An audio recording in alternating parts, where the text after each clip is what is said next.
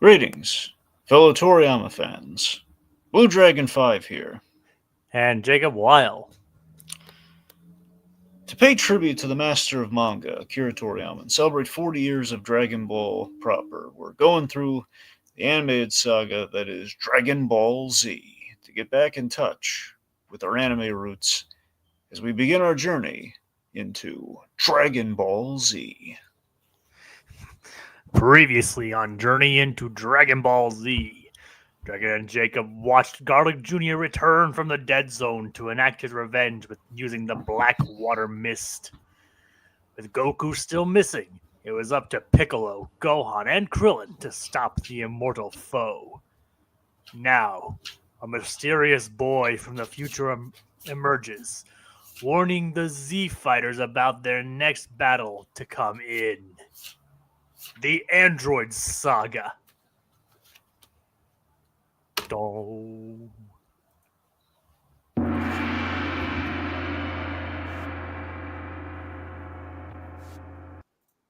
There we go. So yeah, this is a pretty big one too, Dragon. Well, it's the start of a really big one, yeah. Oh yeah. That's right. We're talking the Android Saga. This was a very formative one for me. This was kind of like my true starting place in the midst of like a kind of a saga for Dragon Ball Z. I mean, obviously we all had the Saiyan saga. That was the foray in. So I can't really say it's like the first full on kind of saga, but at least from like kind of like I want to say the time I was starting to get up to date was the Android saga. That was because I had the DVDs at this juncture. I had Show and Jump the magazine. Like I think that's how I kind of knew I was starting to link up with things. Like on weekly, they were starting to release. The well, I guess not weekly. Whenever the magazine came out, it had the Android saga within it. So I was kind of like at the start of that, and I got, which of course bridged in the Cell. So that's kind of roughly where I was in, kind of getting caught up with Dragon Ball Z around the time it was kind of coming out. All right. It was, I think overall the Android Saga, it's some of the, to me, it has some of the best filler for obvious reasons. It's got great build up. It's got a great resolution to the Frieza saga. Yep. Uh, I will say, revisiting it, there's a bit of a double edged sword or a Z sword, if you depending how you want to look at it. No, that comes later. The Z sword's later, but still, like Trunks's sword. Yep. The point being, revisiting it, the Android Saga, it's very much what you might call a bridging arc. And I know we kind of said the Garlic Jr. Saga was kind of that, but that's more of a fillery kind of like respite between things. That's not really like a bridge. This is like a full on bridge between major stories in Dragon Ball Z, where it helps and hinders the way in which we've decided to cover this because the Android Saga has always been a piece of a grander whole, and I mean, in my estimation, there is a start and end to it. It's just the ending is more of the beginning of something else. So, because the androids play into the Cell Saga very integrally, so that we can't really say like we get a definitive ending to the Android Saga here, but we get kind of a big our big dramatic fold over, big reveal into what the next saga is. So in that respect, it's always kind of perpetually going to be an incomplete story, which is kind of frustrating. But there are a lot of there are a lot of interesting parts to it. There's a lot of stuff that works about it. It's very much it's very much kind of there's a lot of prelude. There's a lot of Act One in this, but it's very solid Act One. I think if you take it on its own, it's a downer for sure. Things don't go well for our heroes, but that's kind of the point of it, though. The whole point of the Android Saga is don't get cocky. Like we hit like a high of highs with the advent of the Super Saiyan. It's kind of like it's kind of Toriyama's call out of okay, we can't just make it smooth sailing from here. We need obstacles and we can't rest on our laurels and we can't just be chasing power ups. It's got to be, there is a cost to just thinking we train, we can get ready for this, you can prepare for this as much as you can, and then we're gonna pull the rug out from under you, and then we're gonna throw some creepy bug guy at you. Yep, for sure. So I got a lot of fondness for the Android Saga, but I mean, looking back on it, while I love it, I admit, yeah, when you separate it out from the grander whole, which I mean, I think justifiably we have, it's yeah, I know what you mean. So, want me to address the comments, or want to say like my piece on this first? What do you have to say on it, Jacob? All right. Obviously, again, I know I've been bringing this up every time. I did see this in Kai, so I did miss some of the more memorable filler that this saga had, which again, Dragon said we will get to. Basically, once you trim out a lot of the fat from the Kai, this saga is another one that kind of drastically shortens in length, right, Dragon? Yeah. So, but I gotta say, this episode, this saga does have a lot of things going for it. It has a lot of neat character beats. It introduces Trunks, and Trunks is cool. Just to say that now, like Trunks is cool. Oh yeah. And like if the previous canon saga that Toriyama did was basically kind of like Alien in a way, this is kind of like his take on Terminator almost. Oh yeah, for sure. I mean, Trunks is John Connor for days. Pretty much, yeah. So, I'm not saying that's a bad thing, of course, because he's cool. It's like what if John Connor was like half alien and wielded a sword? Well, John Connor actually had a chance of taking out the Terminator. Pretty much, yeah. And was actually the one who traveled back in time. Yeah. So, I'm not. Keep in mind, I'm not saying that as a bad thing. The exact opposite, in fact. So I guess I really had a lot of fun with this. It's more. I'd say it's more tightly paced than the Frieza saga was. At least even in the filler stuff here, that was like more clearly filler. At least stuff was happening and it was interesting. So, and don't get me wrong, I still appreciate the Frieza saga for what it is, like especially since it gives us the Super Saiyan. But here we actually get 2 Super Saiyans For the price of one. Pretty much, yeah. and they're literally related to each other. So yeah, I personally had a lot of fun with this one. I can't say I exactly have nostalgia for this saga specifically. I have more I remember more the next saga being advertised on TV when I remember watching Konami for something we'll get to when we get to that.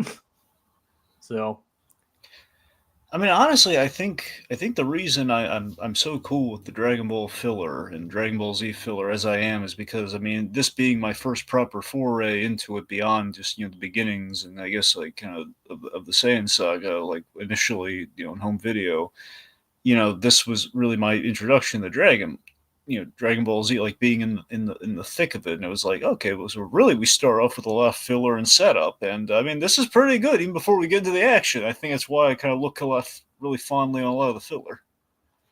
Yeah, I mean, this saga, unlike some of the other ones, actually did have some pretty good filler in it. Oh yeah, even if it is kind of, I mean, if anything, they're good palate cleansers. Yeah. So, let me address the comments now. Yes, please do. Yes. All right. We have Lucas Green so far saying like, this is the one season I'd say is the most progressive compared to the other 3. When I say season, I mean saga. Time travel stuff does get a teeny bit wishy-washy, but nothing too complex. And it does arguably take the most surprising twist out of the other sagas. Yeah, it does have some pretty out there revelations and all that.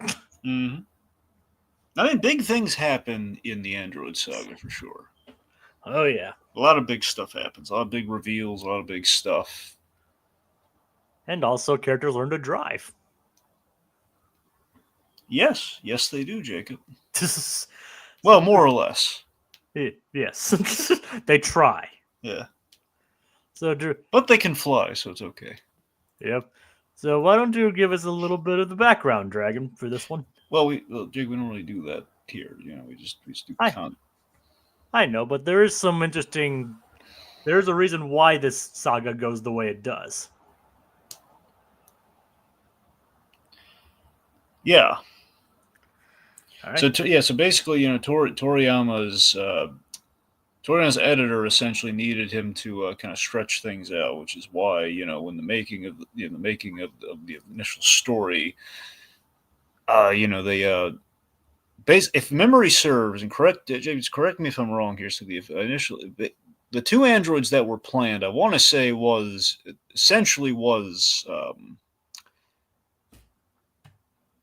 I think it was 18 and 19, right? I mean 19 and 20. Yes. Yes, 1920 essentially were the big android threat, but then we needed to the editor kind of wanted to stretch things out, and that's basically where we get 17, 18, and Cell from, which is why the androids are very amorphously described in the beginnings of this story, because the initial plan was like, yeah, we're just going to basically be taking out 19 and Jiro, but things get a lot more interesting. And I thought it was more like the version I read like he didn't really like the designs, like an old man and a fat guy.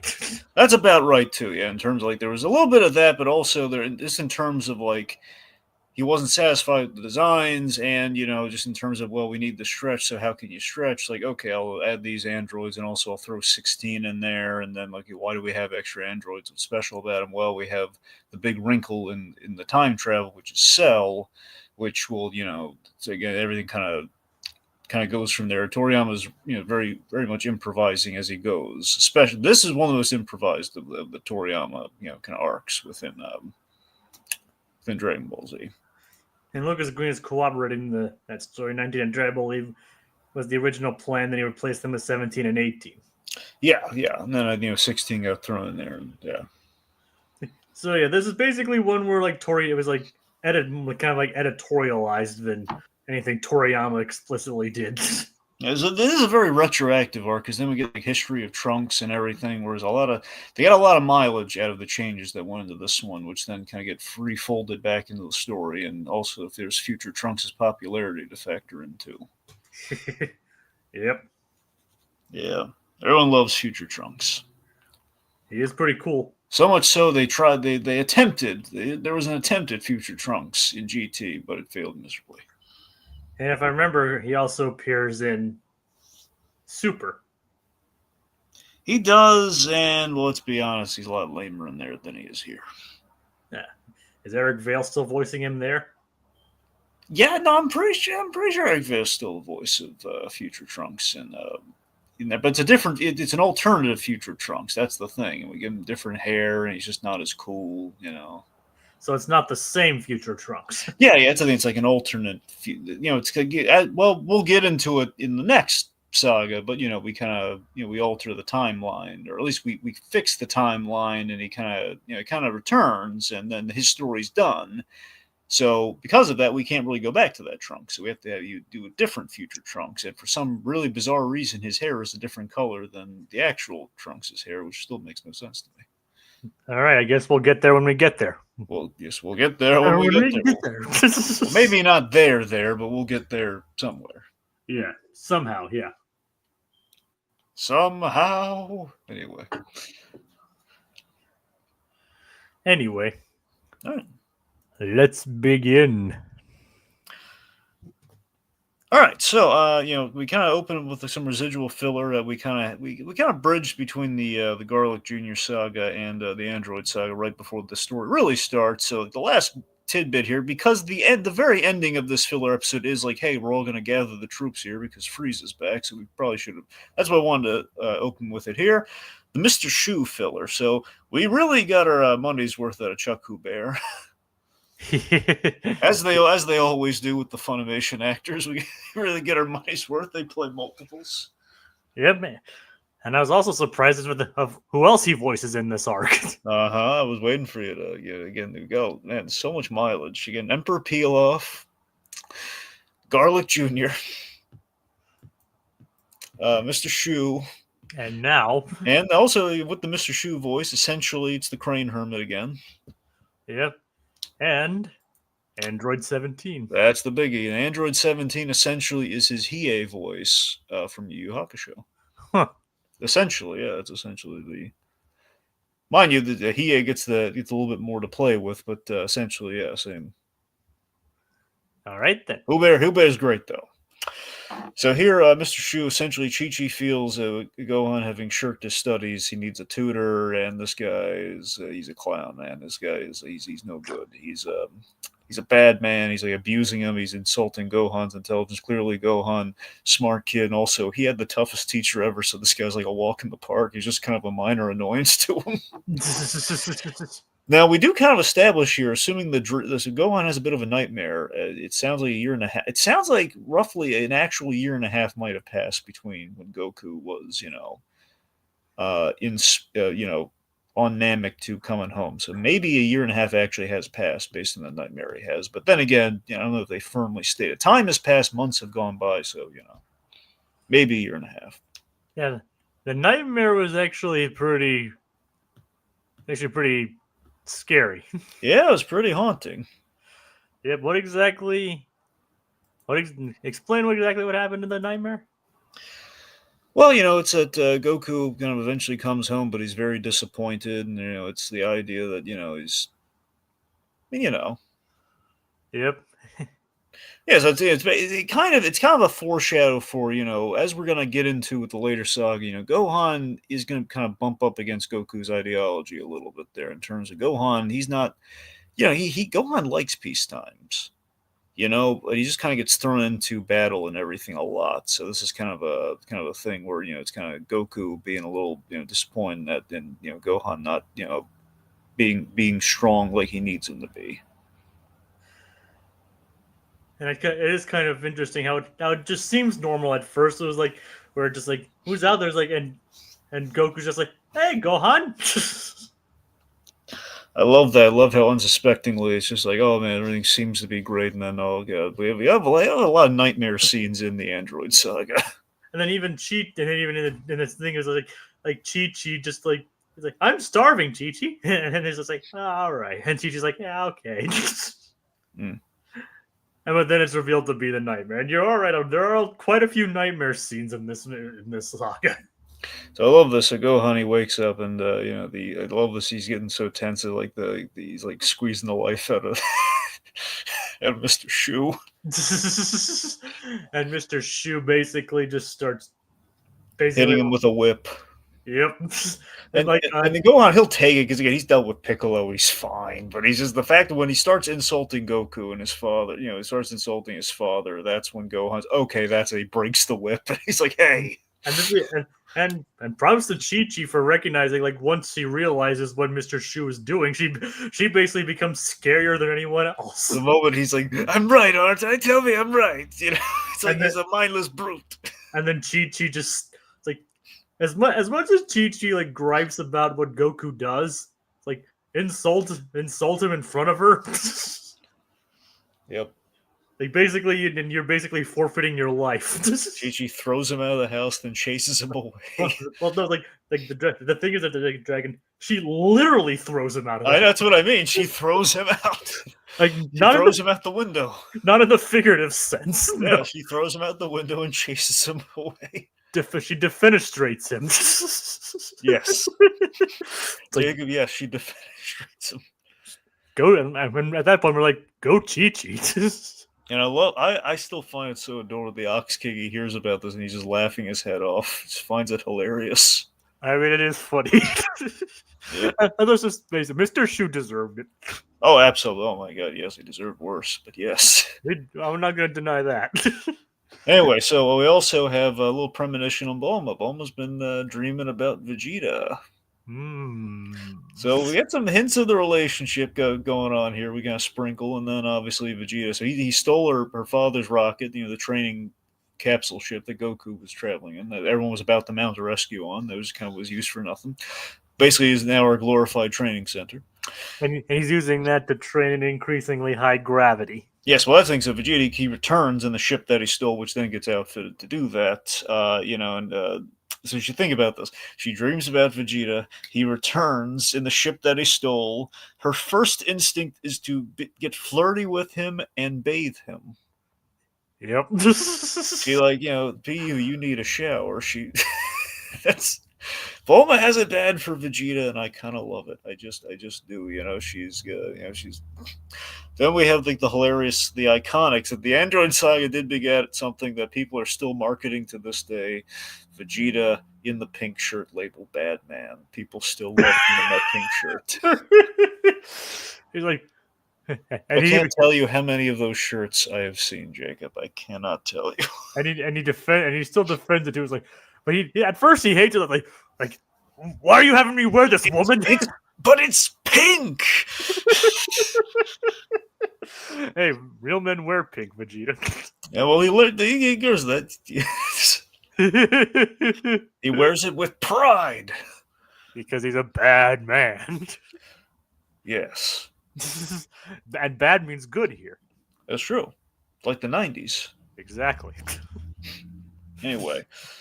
But yeah, so the hilarious, pink shirt runner, and just I like that we get a glimpse of like what the relationship is. These two are like pretty much they're unofficially married the moment he touches down. Just this the whole thing, like woman, bring me a drying cloth. Just that's their marriage in a nutshell, and I love it. Apparently, the word towel doesn't exist on planet Vegeta. Exactly, which is that's great. And then Bulma's trying to basically put him in his place by saying that she's not gonna listen and do what he says. But I know it sounds like we're belaboring this weird towel point, but here's what I like about it. This summarizes what I love about Dragon Ball Z and what the bridge between Dragon Ball and Dragon Ball Z was for me. In that I love the mundanity. I love just seeing like the slice of life stuff that we saw in Dragon Ball kind of applied to Dragon Ball Z like this, but with these bigger personalities. I mean, it would be kind of interesting for Toriyama to have done like a straight up slice of life comedy manga. Yeah, I mean we did a lot more slice of life stuff in Super, so I mean it is we kind of got there. I mean, and Dr. Slump was like Dr. Slump is absolutely slice of life, yeah. That's more like a wacky gag manga though. True. It's like, and even in Super, to be fair, is technically written by Toyotaro more than Toriyama. That's a fair point. But Toriyama obviously did have a lot of say in it, so I'm not going to say he was entirely uninvolved with that.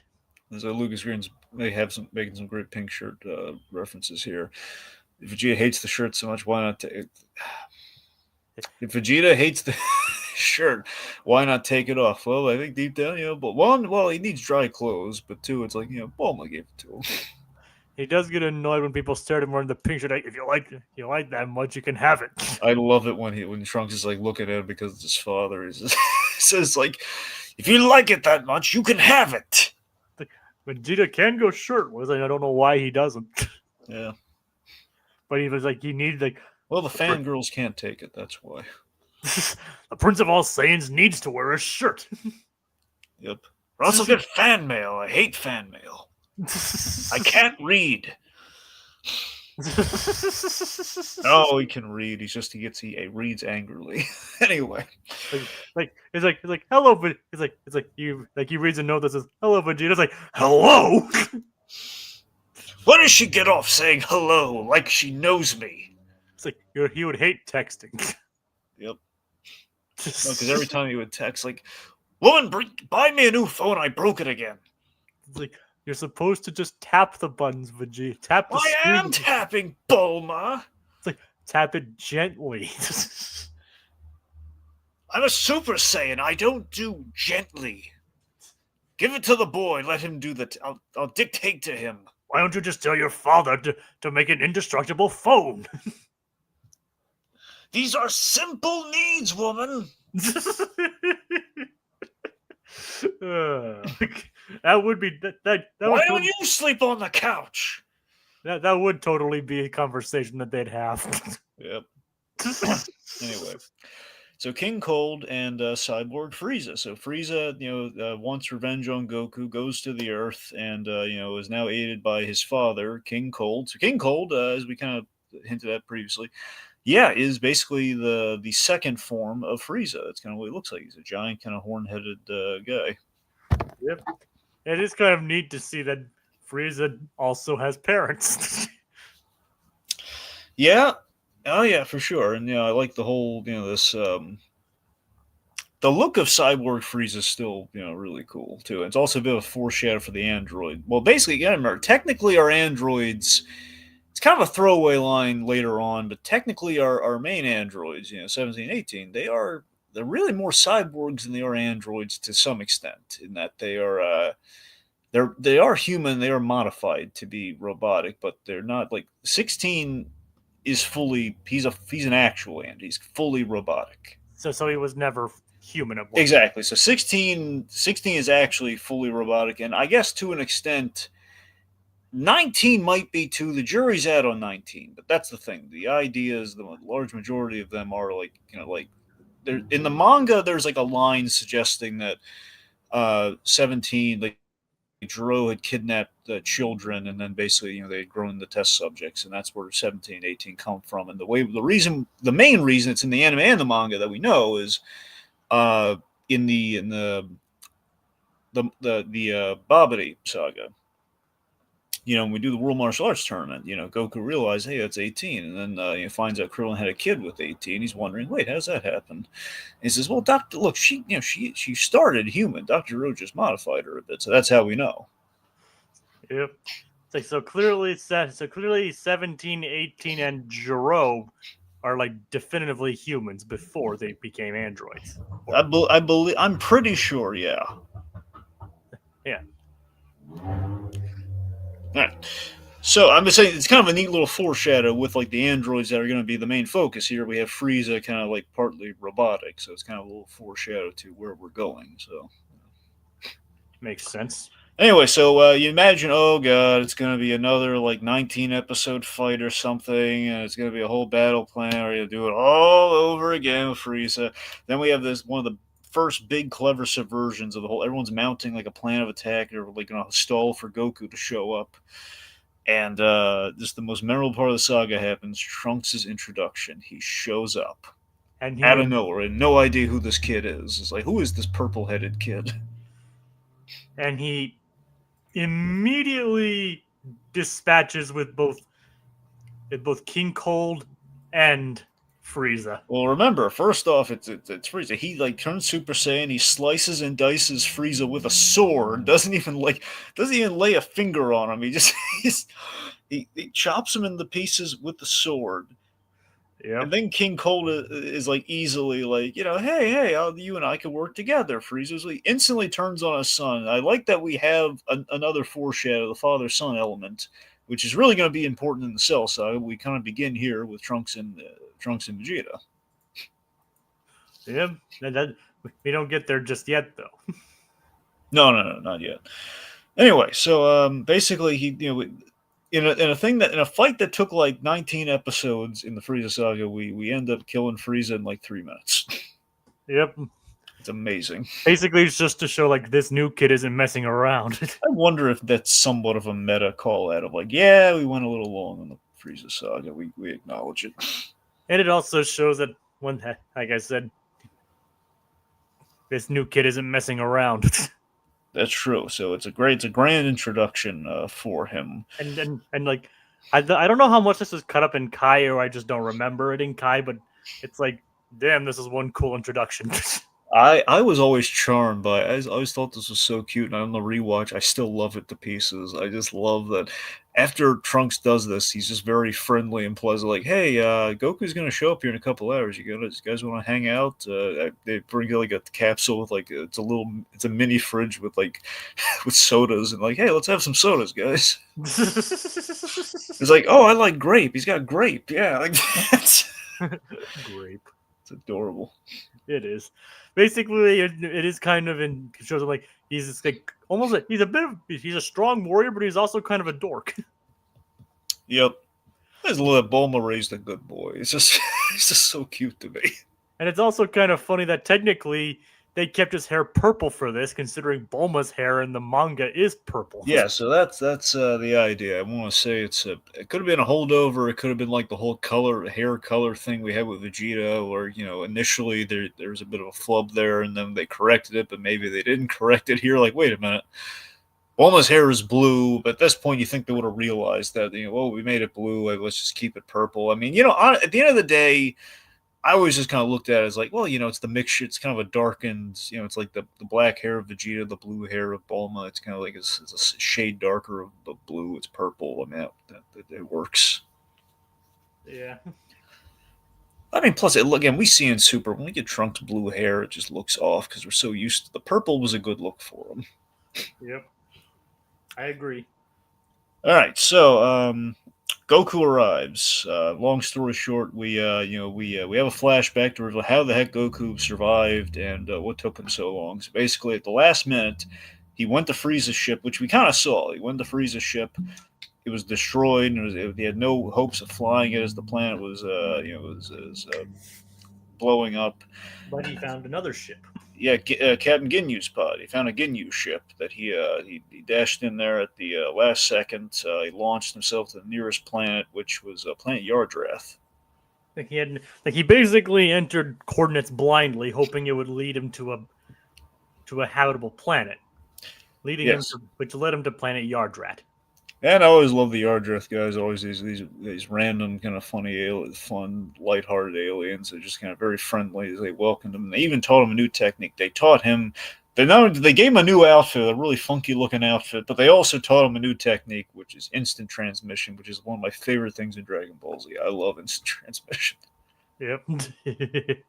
Love is just so proud of the name and everything to it. I call it instant transmission.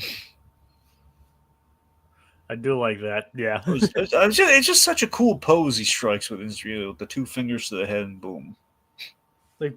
So he demonstrates this by using the technique, and he grabs Master Roshi's sunglasses and gives them to Krillin. And then he tests Krillin with giving it back to him. Yep, well, I love Ball. Oh, now he's gonna have an ego. Yep. and Krillin does kind of own it.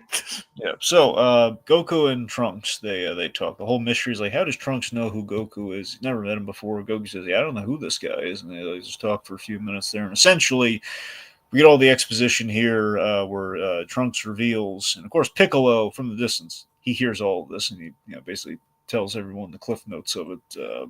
While leaving out some very important details. Yeah, so let's with those important details. Trunks reveals that he's from the future. He is the son of Bulma and Vegeta, which the mentioning of like, you actually know my mother. I do.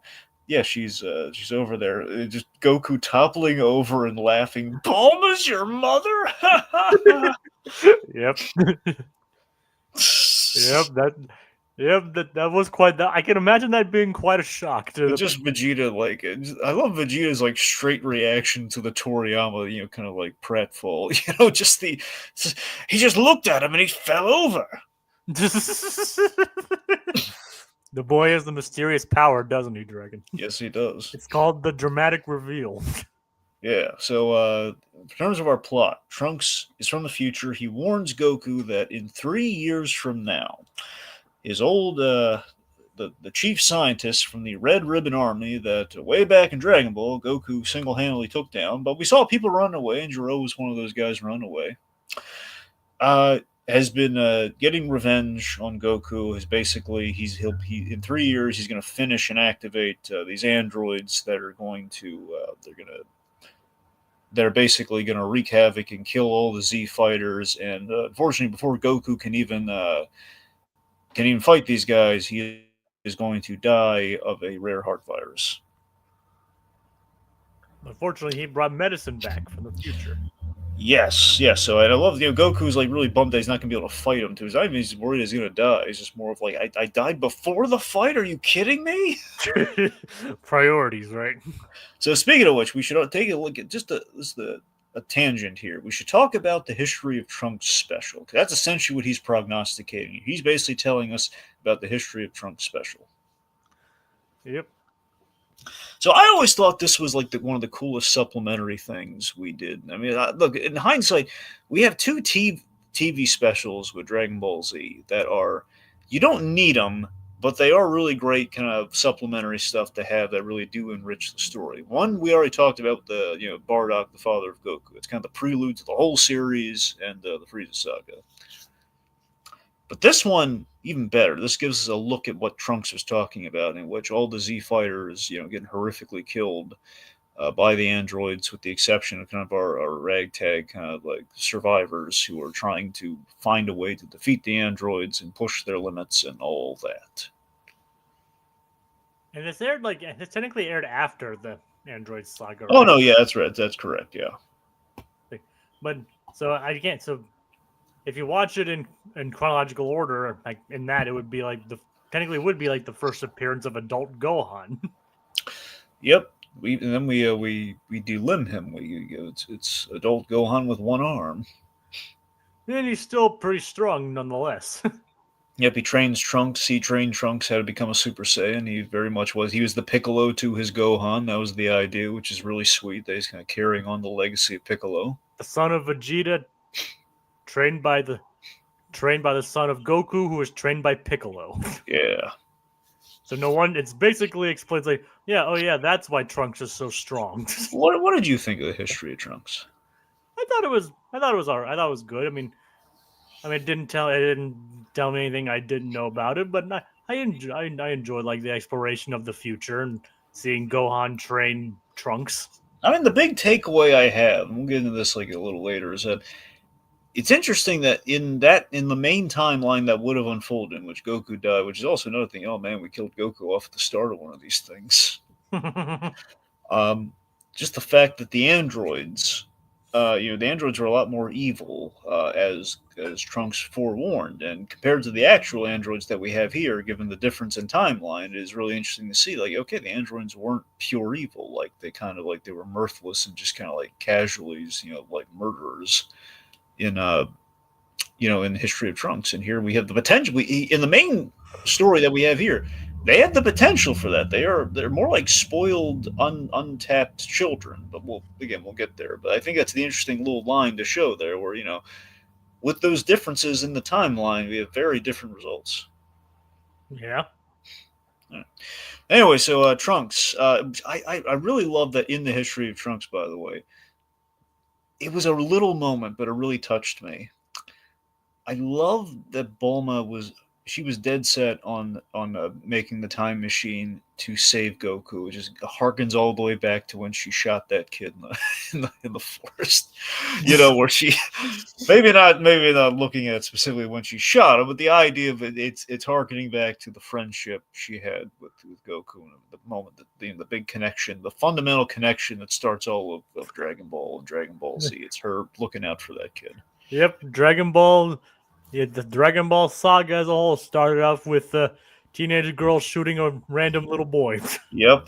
As odd as it sounds, but it works. Yep. He was okay though. He lived. He lived. Yep. First he got ran over by a car. Yes. Technically that's how it all. That's what happened. First she hit him with a car. Hit him with the car. And then she shot him. Yes. Hard to believe. Look how far it's come since then. Well, again, a lot of the great iconic stories, you have a similar thing where, again, if you say it like that, it's going to sound wrong, but you need the full context. Like, think about this: Back to the Future. The core story of that movie, the core dilemma is, we hit Marty with the car and his mom takes his pants off. If we say that out of context, that sounds horrible. Yep. Well, she has to learn his name somehow. Yes. Calvin Klein. So again, we need the full context. Yeah. But anyway, technically in Dragon Ball, that is the context. Yeah. She hit him with the car, then she shot him. Yes, but they became friends. Yeah, I know. That's just how.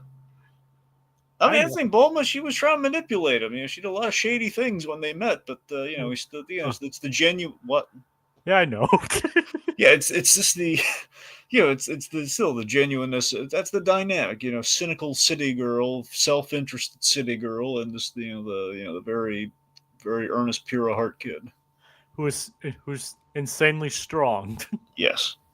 It's like so. Okay, my point being, it's really nice that Bulma's still saving her friend after all these years. I thought it was cute. Yeah, she remembers the little boy she met in the woods. Yes. I'm not dissuading your point, Dragon. I'm just I'm just saying, technically, flashing back to that is kind of funny.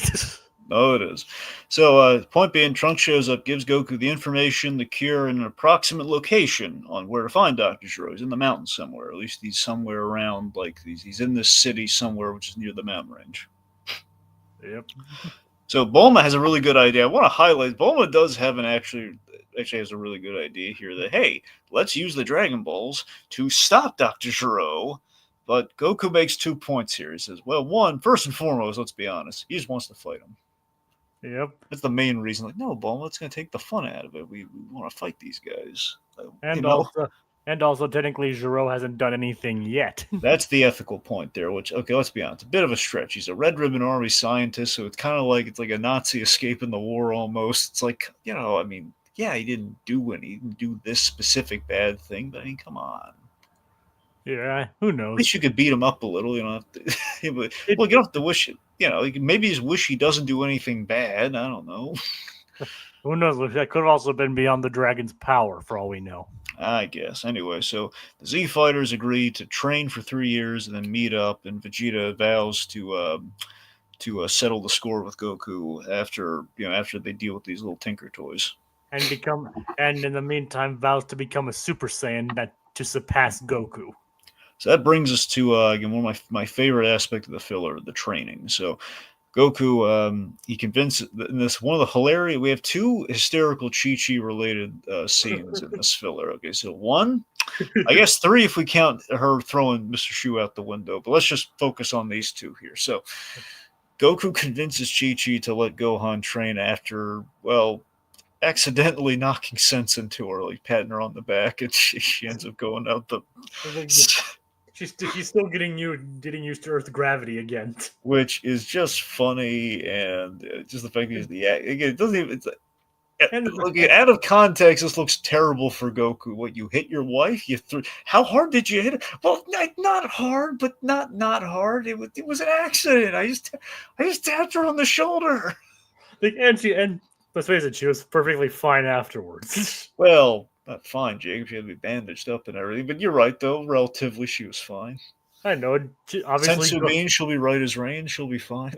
and obviously Goku later did learn to control his strength around Chi Chi. So Yeah, still though, this great this great joke of like of all the time. It's basically for all the dissenting opinions on like Chi Chi being reductive in the past arcs of like, okay, this is kind of like it's a bit for the fans there of like, okay, look, we're not gonna hurt her or maim her, but just it's like enough is enough, Chi Chi. We're just gonna like give her a realization that okay, maybe we should let the kid help out in the world-ending situations, perhaps.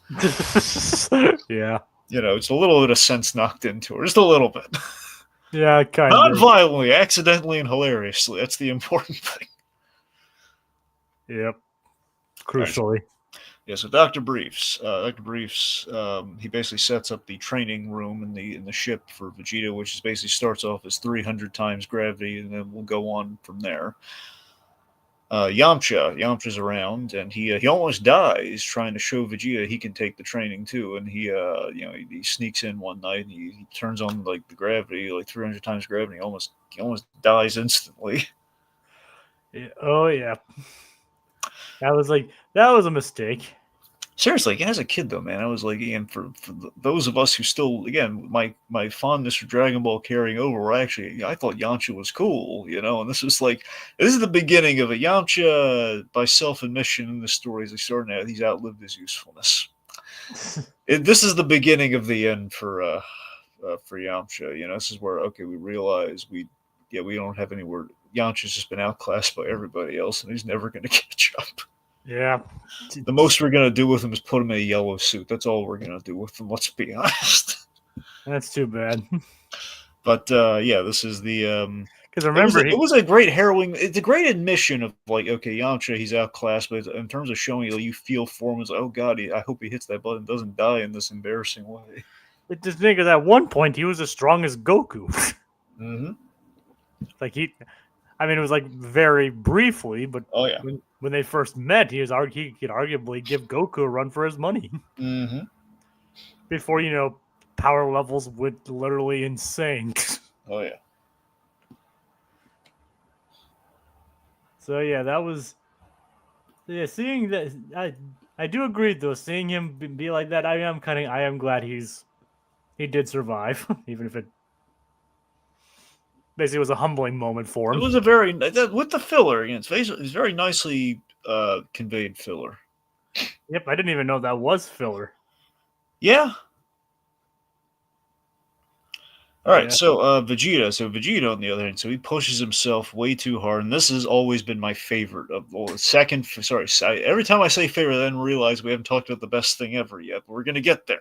The second best filler in the whole arc. I love seeing Vegeta train, and this is, we're seeing a little bit of the Vegeta Bulma relationship at play here. One, but by the way, okay, as you know, having the huge Bulma being my anime crush, being my first being I I will always love Bulma in every form, but I gotta be honest, the '80s look on Bulma with the hair and like the dress and everything. My God, she she was a knockout.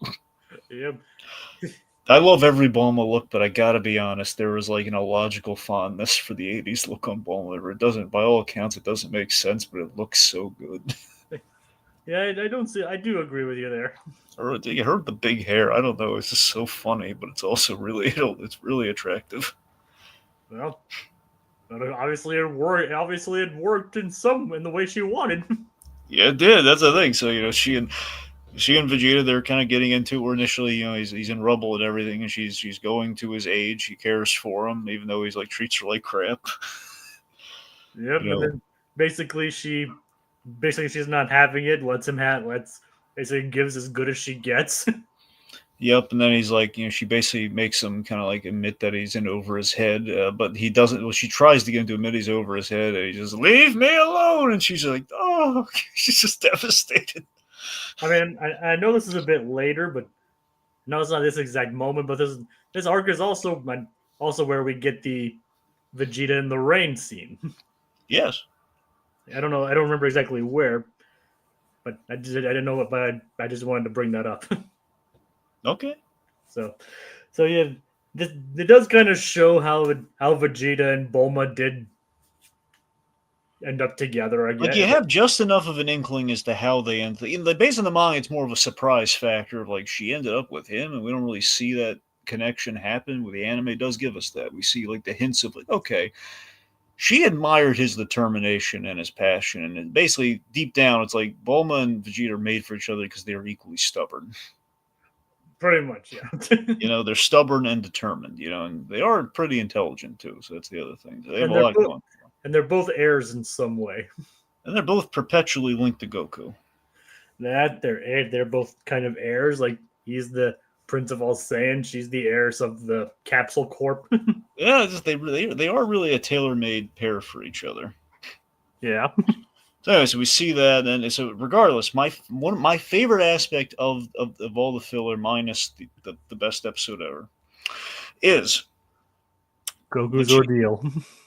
what? Never mind, go on. Well, yeah, you're right. Goku's. That's what the episode is. Sorry.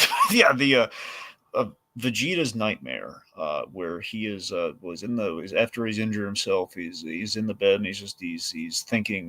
Basically, he's chasing Kakarot, and then he has like the moment that always like stays with me with Sabat and his performance was the whole like father, and we cut to like him thinking back to like a nice the kind of a happy moment with him and his father. His father kind of inspired, and we see like the root of Vegeta's ego.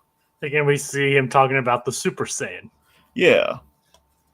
So there's always that moment always stuck with me with Vegeta. It was always like that's really where I got a lot of characterization from Vegeta, like who he is at his core. Where he feels like we saw that moment of vulnerability with him, where he feels like he's always trying to catch up to Goku and how it weighs on and how it drives him, and that pushed him to go to the 400 times gravity and everything. It was great. Even 450.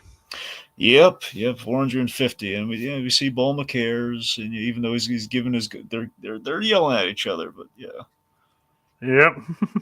yeah. Everybody else is doing different kinds of training. Yep, we see Goku, Gohan, and Piccolo training, but of course, while they're training, Chi Chi, she's grocery shopping. And it's not going well, and she's had it with between the she's sick of the housework, and she demands a vehicle. She demands a car, which begets the best filler ever, which is Goku's ordeal. Yep, the episode begins with her being chased by a giant boar. Yep, giant boar, and she just comes home, and when she come home to Goku's like getting ready, like they use like the oil drum bath thing they have in the back is like, Joe, here you go, Chi Chi, we caught a big fish for you to gut. And she's like, "Oh, great, fish again." Yep, and she's and of course, oh yeah, Piccolo, they were gonna Piccolo coming again, like doesn't he have anywhere else to go? And again, Piccolo doesn't even eat, so it's like Chi Chi, just give him some water, okay? Stop whining about Piccolo being around. It's always inconsistent as to what if like Piccolo eats anything or not. It's we know Piccolo usually does like an all liquid. Like Piccolo Senior drank like the weird demonic soda, and then we have like Piccolo just really just drinks water. And on Namek they do like water and stuff. They might do fruit, but you know what? Technically Piccolo can eat because we had that gag. It's a filler thing. This, so I don't know how canon it is. Where Piano laid out that whole like the insult of the chefs and told them all these gross kind of swamp like foods For that King Piccolo, yeah. for King Piccolo. So that would imply that Piccolo could eat if he wants to, but he probably doesn't eat a lot. Yeah, no. Anyway, the point being, Mm-hmm. We have my favorite Piccolo line ever. What's that? It's a funny Piccolo. I love the way Chris Sabat said this is Piccolo. So Chi Chi says like why don't we have a car? And goes, well, Chi Chi, I drive you anywhere, but I don't have a license. I can't drive. And it's just like you should have one. And then he just looks to Piccolo and says, you can't drive, can you? And then Piccolo says, leave me out of this. I don't know if you had the same version I did on that. I'm saying the one I grew up with is the what? I pretty much had, yeah, I had the same line. Okay, good. I think honestly, I want to say, look, this is an approximation. I want to say the Android Saga on where I think all of our versions start to link up in terms of like the Funimation dub and everything. So I want to say we're pretty simpatico, but all the retouchings over the years, it's kind of hard to tell exactly. Like when they Orange Bricks and beyond, it's kind of hard to tell if we actually have the same version. I'm inclined to believe we do. Or at the very least, if we do have very minor differences. Exactly. But I hope they kept his delivery of "leave me out of this." Yeah, they pretty much did. All right, so point being, Piccolo and Goku get hornswoggled into okay, they're gonna try and get their license. Oh yeah. So this is just like we've been building this up for a while. So of course, there's always the debate about do you go Dragon Ball Z with all the filler? Do you go Dragon Ball Z Kai? The one thing there's a strong argument to be made for Dragon Ball Z Kai, but there is one thing Z Kai is always missing. The driving episode. The driving episode. Even the Kakarot game, which essentially is Dragon Ball Z Kai as a video game, includes the driving episode. Because that's how iconic it is. Yeah. Basically, Piccolo and Goku have very, very much difficulty learning how to drive. Which is just so funny. They're such skilled warriors and they can do all this stuff, but it's just the mundane premise of like our flying characters are trying to learn this you have to learn how to drive. It's like you have like Piccolo's a bit of a literal speed demon. Well, no, he's not a speed. That's like his driving instructor is the speed demon. Oh yeah, he's stuck with a speed demon, right? Yeah, he's stuck with a speed demon. Goku's stuck with an old man. Usually Goku does very well with old men, but this is an exception here. This guy is this guy probably should be retired. He probably wanted to retire after dealing with Goku. Oh, absolutely. So also we should mention Piccolo, the outfits here. So Goku's like in the Hawaiian shirt, which looks great on him, and then Piccolo is. So Chi-Chi had to give Piccolo some form of street clothes. And I think by the way, My headcanon is that mind you, Toriyama always did like these covers and everything for the manga where he would put Goku and everyone in like funny outfits just for the either as gag manga fodder or just like, oh, well, we need casual wear for them or like their variety for at least it would look nice. So you see them in different outfits, but in the actual manga, they so rarely ever wearing something different. So the logic I always have is that Chi Chi she shops and shops, and we kind of see these in like the direct to video movies, like not BoJack Undown, but the uh God, what was it? I get the one with the Super Android 13. I think was an example, appropriately enough. You know, like Chi Chi's going shopping and everything, has all the bags and everything. So the idea is that every time Chi Chi goes shopping for clothes for like back to school for Gohan and everything, which is kind of pointless because he's usually homeschooled anyway. Um, I think she just buys all these clothes for Goku in the hopes that they can go somewhere as a family and just get him to go places. But he's always gonna be wearing the training gi because he's always gonna leave the train and everything. So it's just a futile effort. So he has all these clothes he's never worn. So it's like, well, I'm gonna get some use out of them. Piccolo, you put on these embarrassing clothes I got for Goku. He just looks ridiculous on him. I think even he's wearing like a hat or like a sweater that says Goku on it. That wouldn't even look good on Goku. No.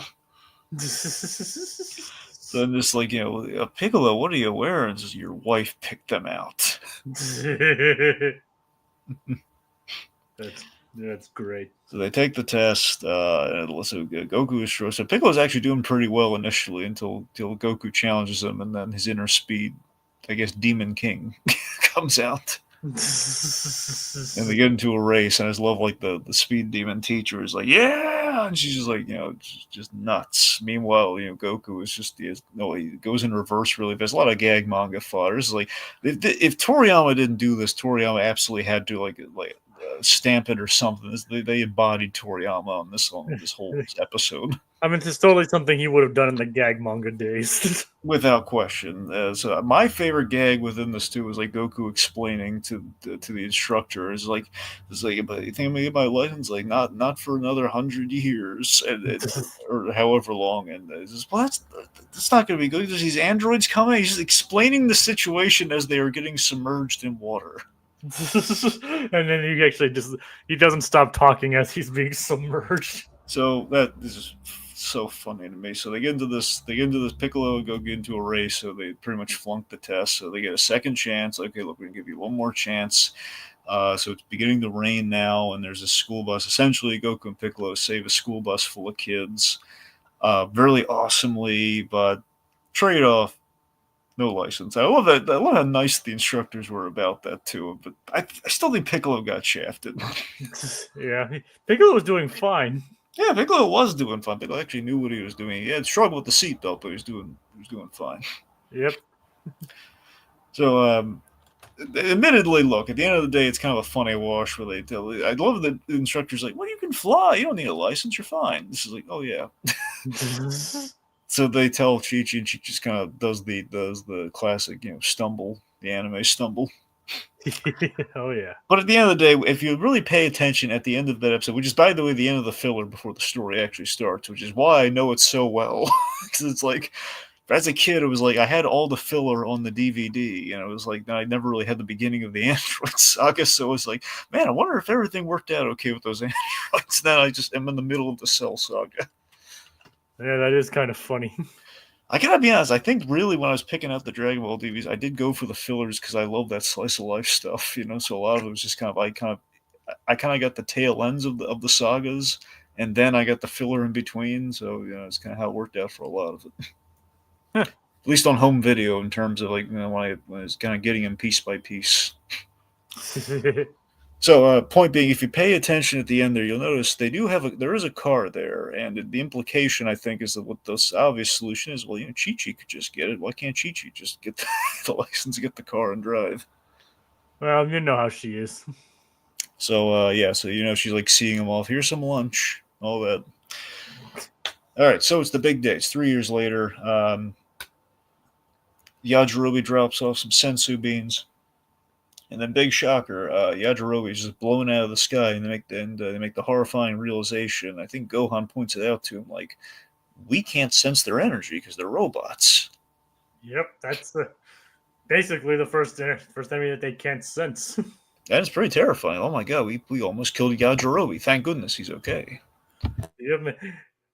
This also leads to another very funny moment later after everyone goes off. It's like, yeah, Jerome, you get down there and fight. And like, I can't fly, Bulma. So funny. And she's like, oh. It is a funny visual by of Gohan, and after Bulma's vehicle also gets trashed, you Gohan has to fly, Yajirobe, Bulma, and Baby Trunks like just all by himself, and has to carry him awkwardly and everything. Yep, and they're both backseat driving.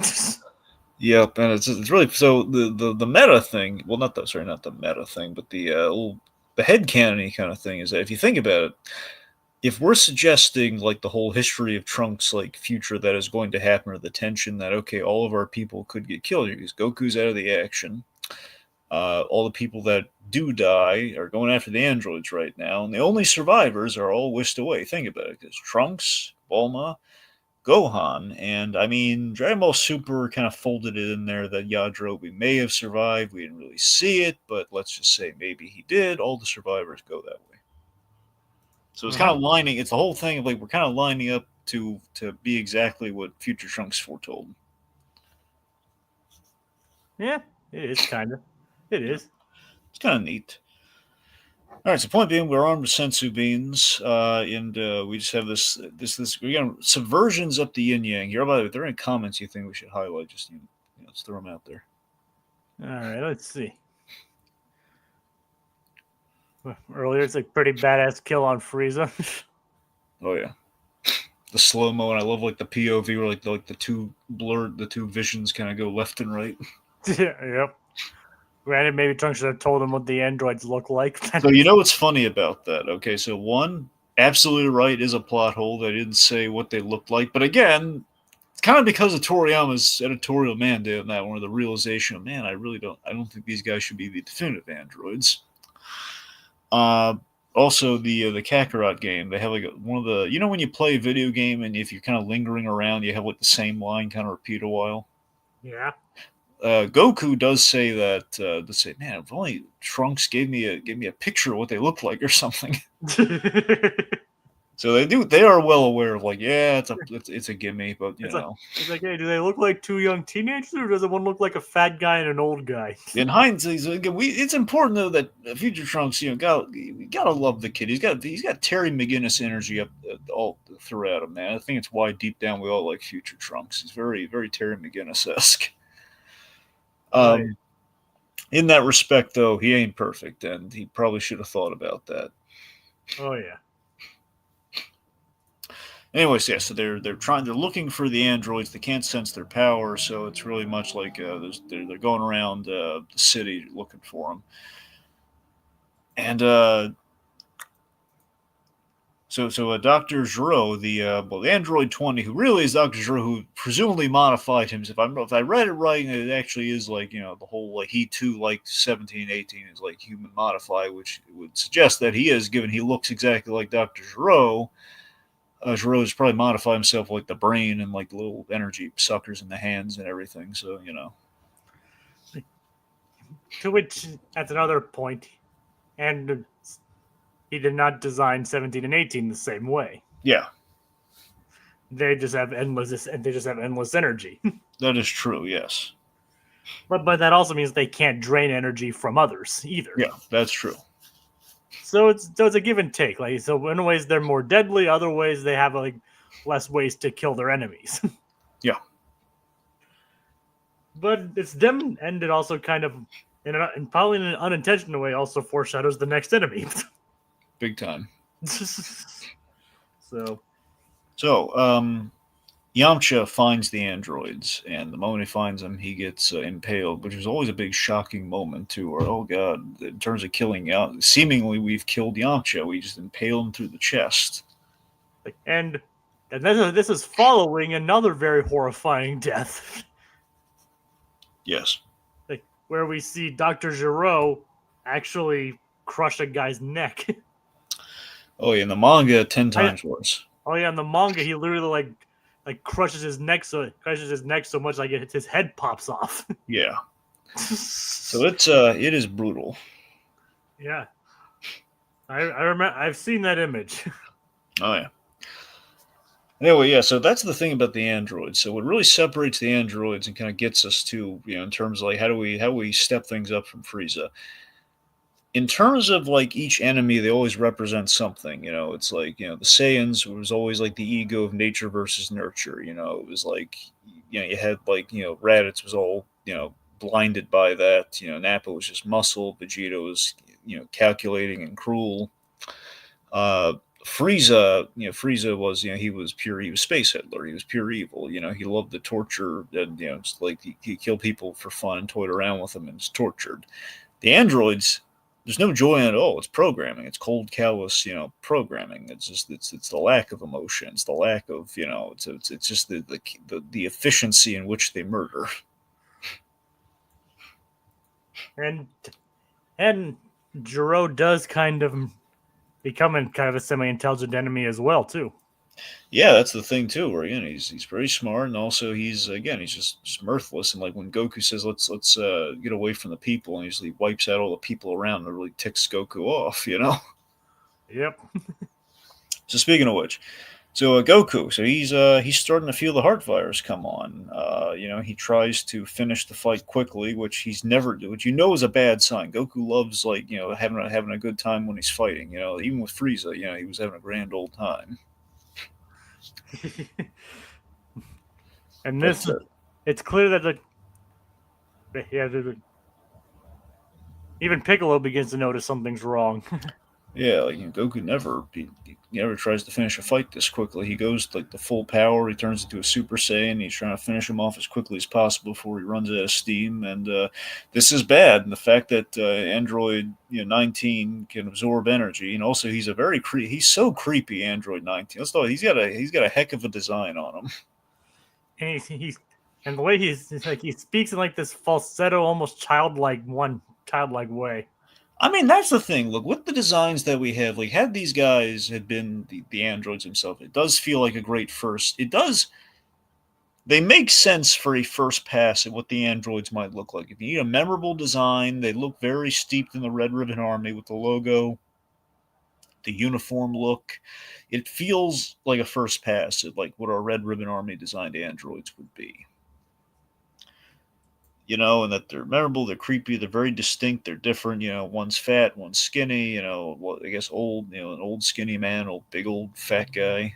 You know, They do have that kind of detached robotic nature about them too. yeah. Again, like, I'm not seeing, like, 19's barely human. Like I said, it's ambiguous to whether or not he was a human in the first place. Exactly. We don't know.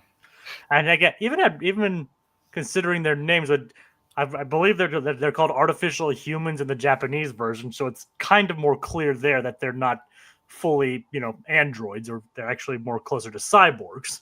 Yeah. It's like, but even then, it's kind of ambiguous as to whether or not 19 was like an original creation like 16 is. I mean, the thing is, when we do the beheadings on all but two of our dead androids, and when we do the beheadings, I mean, some of them feel more robotic versus like an actual beheading than others, and they can get away with the beheadings because they are cybernetic. They have cybernetic elements. When we see 19 beheaded, there's circuitry and everything, so there's a very robotic head, like there is with 16. Dro, I think it's more blood than there is circuitry, so that makes me think that Dro is like. But then again, how much of that is a censorship thing versus like actual beheading. And we did see his head acting up kind of slightly after it was kicked off. So it suggests so that's the thing. The jury's out on like if maybe they are all like full on, like, again, we're saying androids, but really it's kind of like the hybrid of like humans modified into robots. But 16, I'm pretty sure, is like, given the stuff we do to him later on, like to soup him up and examine him, he seems pretty full on robotic. So I'm pretty sure Ader was the same way. So it suggests that some robots are probably full on robots. It is kind of interesting that both 8 and 16 are kind of like end up being the gentle giants. Exactly. 8, 16, how they kind of lead into each other. Yes. I don't know if do you think that was intentional on Toriyama's part or a My coincidence? heart of hearts, I've always liked to think so, but I don't think we have any definitive proof. Might just be a coincidence. It's entirely possible. I mean, he has. I mean, he's forgotten launch. I mean, like he remembers and he has gone on record on claiming that things that seemingly connect he had no intention of doing, but claimed they were connected at the time. Yeah, so it's It's kind of like he's hard like to. it's kind of like oh yeah, they're totally those are connected for sure. Yeah, Right. right. So but as you pointed out, he does straight up forget certain characters exist. So. Yeah. And apparently, Lucas Green, Dragon, you might want to comment on this if it's true. We all know 16 was based on Jiro's son. Well, yes, now we won't know until we get there. I don't know if they mention that in the anime. Yes, it's in the manga though. They do make mention of that. It's just but again, even though it's based on Jiro's son, it still makes me think fully robotic recreation of his son. But I don't know. I mean, again, we'll get there when we get there. I don't know if it's going to be, if it's just the manga maybe more explicitly connects that. And plus, there was a thing too where I think Toriyama maybe got I thought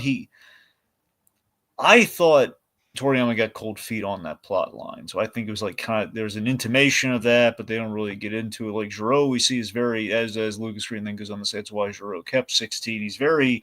He doesn't want 16 awakened, and presumably that is the reason why. In the anime, I don't think really gets into the why. He basically the anime basically just kind of like handwave. They're saying he's not ready yet. His program's not complete. Programming is not complete yet. So that's the thing. So I mean, based on the fact of I don't think Jiro could. I mean, look, he could Frankenstein a dead body. So I mean, that's the idea. I don't know.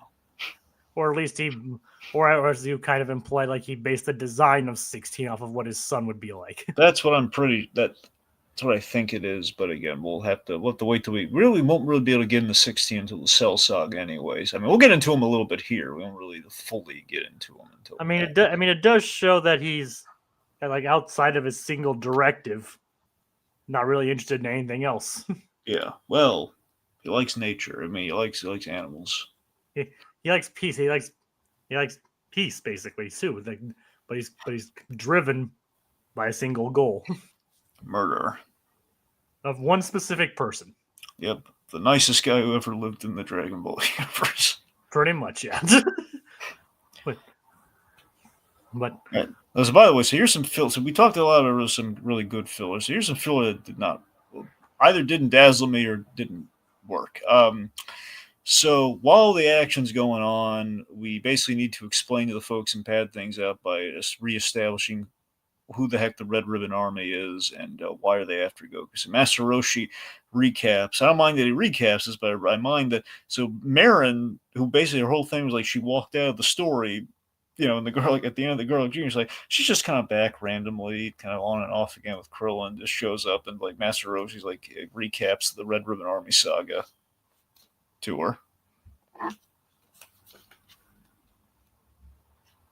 Yeah, that was. I could definitely tell, considering Marin's there, that it was definitely meant to be filler, and most likely, considering the amount of years that have passed within probably the air dates, and if people are just watching Z, they probably felt the recap was kind of necessary.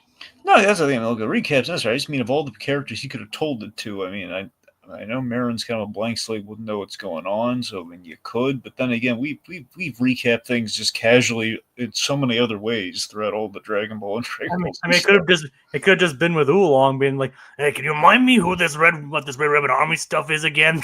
Sure. So by the way, so with that, so I mean, it's not the best example, but still. Right. Anyway, like we could have told Chi-Chi or somebody. I don't know. That Chi-Chi would work too, since she wasn't actually there. Yeah. I mean, she had a run-in with like a member of the Red Ribbon Army, but not really, so. Anyway, so Dr. Gero, we do mention this, though. We mentioned, so Dr. Gero, he used a bug-themed robot, which again, foreshadowed for Cell.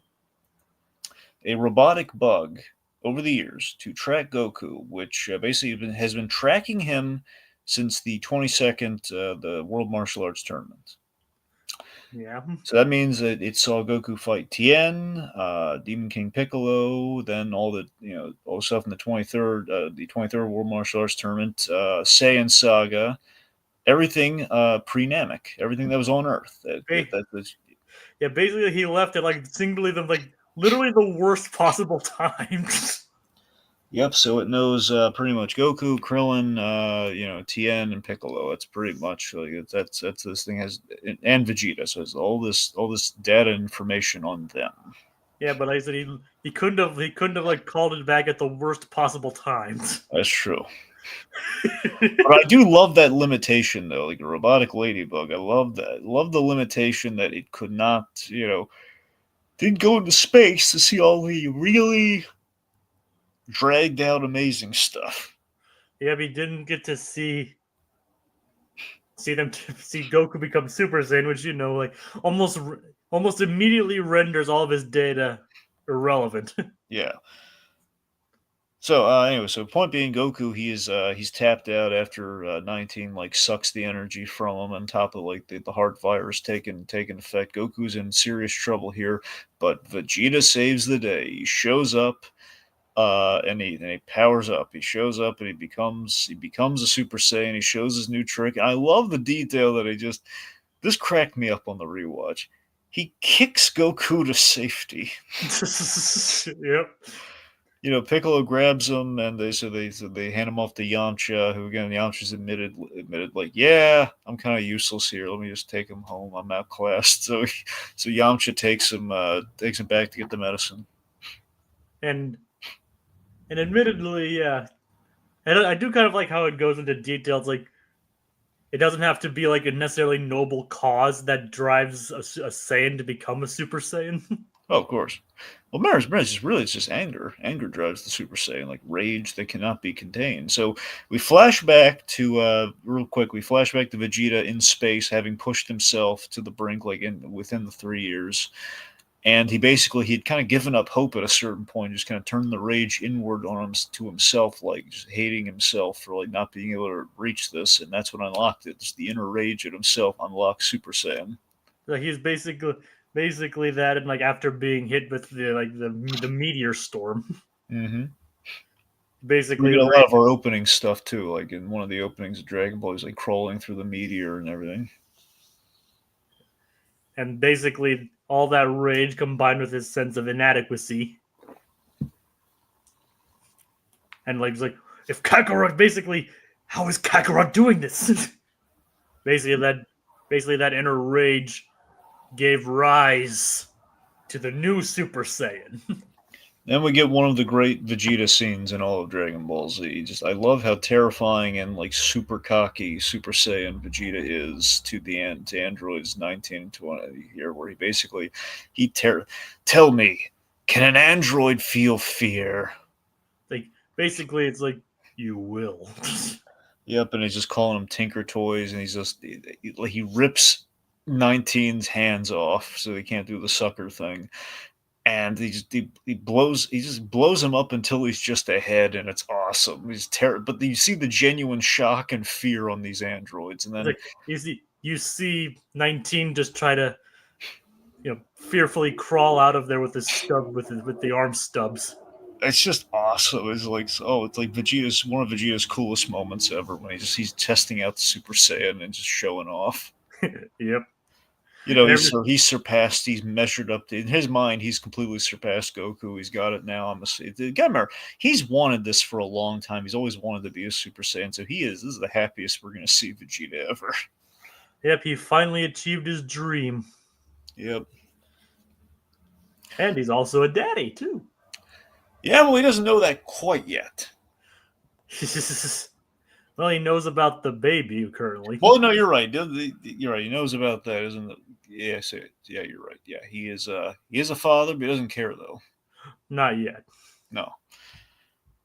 So, So then, he kind of bluffs Jiro after he kind of has to power down for a second. There, he invites him to attack him, and Jiro gets freaked out and flees because now it's like, oh my god, there's two Super Saiyans. This is bad. He flees, and he needed a little energy boost with the Sensu Bean, so couldn't. So Vegeta cleverly bluffed him just as he needed to. Basically, this entire thing, the entire remainder of Doctor Giro's arc is like, wait, my data is incomplete. Piccolo is very impressed with Vegeta. Reluctantly, he is very impressed. It's like, hey, I share a voice actor with that guy. Yeah. I don't like the way that Vegeta sounds. Not Yamcha. Yeah, I forget who else Sabat voices. Well, that is also Yamcha, but yeah. I know who voices Yamcha, but I'm just wondering if there's anybody else big that he voices. Well, yeah, probably. Well, yeah, a lot. I mean, Kami and King Yama and the whole bunch. Yeah. All right. Either way. All right. So, okay, so let's see. So Dr. Gero, he basically is absorbing energy attacks as they're trying to chase him into the mountain. He's going back to his mountain lab, so they're kind of going through these canyons and kind of mountain ranges, and he's absorbing energy attacks so he can kind of leech energy off people so he can attack Vegeta. And I gotta be honest, I've been playing through while we've been going through the series, I've been playing the sections that we've been talking about through the Kakarot game, as I've been mentioning throughout this. So very annoying. I gotta admit, the Zero level's so annoying because he's doing when Piccolo fights Zero in the game, it's like, oh my god, when he latches, he lunges at you and he grabs onto you and he sucks your health and he powers up and it's like, oh man. Does the same mechanic exist where if you use a beam attack he gains health? Yeah. All right. I mean, it's pretty. Don't get me wrong, it's accurate. It's really cool. I'm just saying, it's just hard to beat. So you have to actually be physical with him. Yeah, I mean, you have to wait till the perfect opportunities. He's gonna. Yeah, so it's strategic. Yeah. All right. Too bad Vegeta doesn't follow that strategy here. No, he doesn't.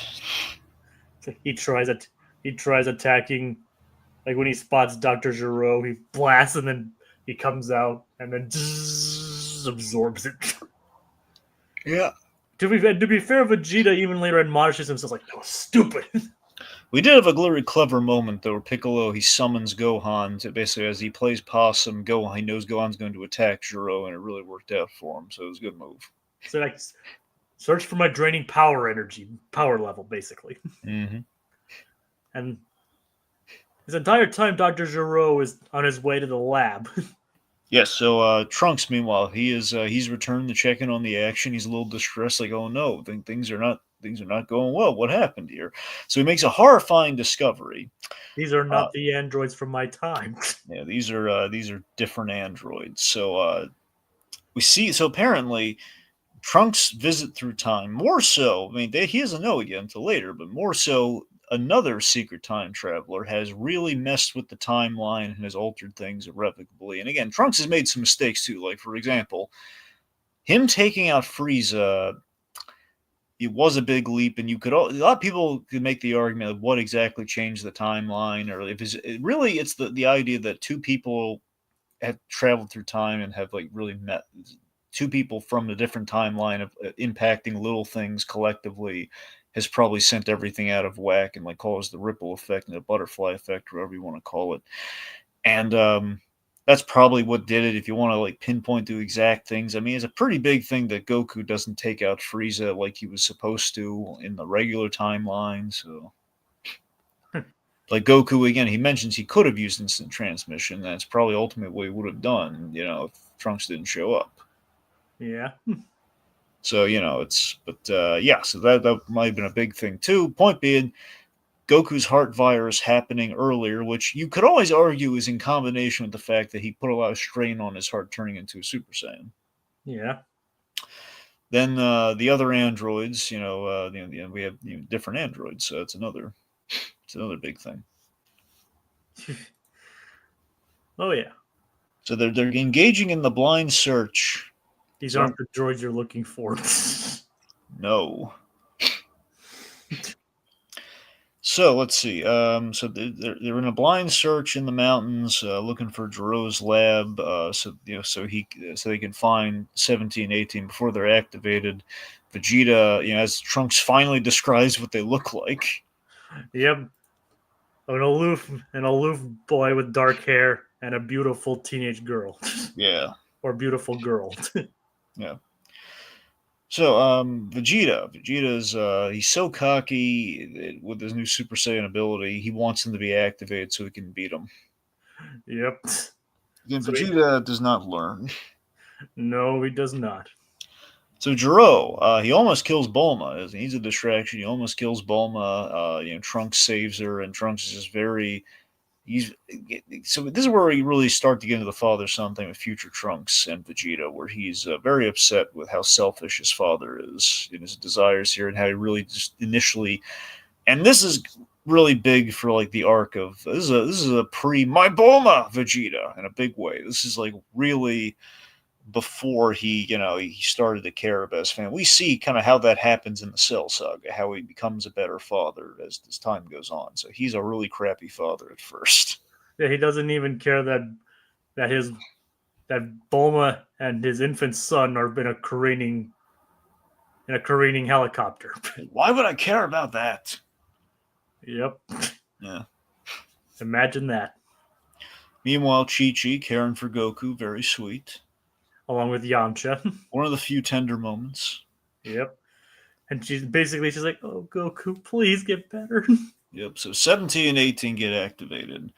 And this is a landmark scene in the arc here. This is a big, yet another big, cool subversion here where they turn on Jiro and they just kill him. They just like, well, why do we follow you? Why do we do anything you say? Yep. And as I mentioned earlier, I was surprised to learn that 18 that and 17 is voiced by Chuck Huber. Yeah, You know, Emperor Pilaf, Garlic Jr. pretty impressive, isn't it? Yep, I wouldn't even be able to tell, because obviously those two have like little imp energy, kind of. And again, you want to see a great hybrid of that. Hiei from Yu Yu Hakusho. And like here you have like Android 17, and he's just kind of cold and detached. Oh yeah. Oh yeah. So let's see. So they're activated. They also elect to wake up 16, which Jiro, he's very, he admonishes him for, but as he does so, they basically impale him and then behead him. And 17 very well, we don't see it. I forget I don't think it's graphic in the manga. I think they probably do the same framing here, where they basically, 17 like in front of all the Z fighters who were just like horrified. What they already go. And Jiro was pretty formidable already. They just crush his head. Yep. So this this is bad. He steps on his head, basically. Yeah. Ugh. So this is the most interesting thing to me, where again the androids really, it's all a game to 17. Where it's less. There's a potential for evil, but really it's just this mundane thing where they're just spoiled, bored children with no course set in life beyond the one directive, which is really coming from 16, like, yeah, let's kill this Goku guy. But Yep. it's so casual and detached, like you said. It's just like, yeah, let's just kill Goku. Like that, he doesn't really want to do. It's just like, yeah, if we're bored, nothing can challenge us. Nothing can. It's like the idea of like without any authority figure, without anyone to stop them or tell them what to do or anything like a cause to serve. They are, they're not evil. They're just, there's unruly punk kids. They can't. There's nothing to stop them. It's like, it's like juvenile. It's juvenile delinquents. It's kind of interesting that they don't have that due to the fact that they did, kill Dr. Gero and destroy his remote. They don't have to follow his orders, but they still decide to anyway. Yeah, because they don't know what to do with themselves. It's like, well, I guess let's do what he said, but not because he told us to. It's like, oh yeah, it's almost like those things where you tell someone not to do anything and it makes them want to do it more. Of course, the interesting thing is they never end up fighting Goku at all. Nope, not in this arc. I mean, not at all, really. I don't think. Yep, that is kind of it. That is We'll kind see. We'll see, but I'm pretty sure they don't do it. of.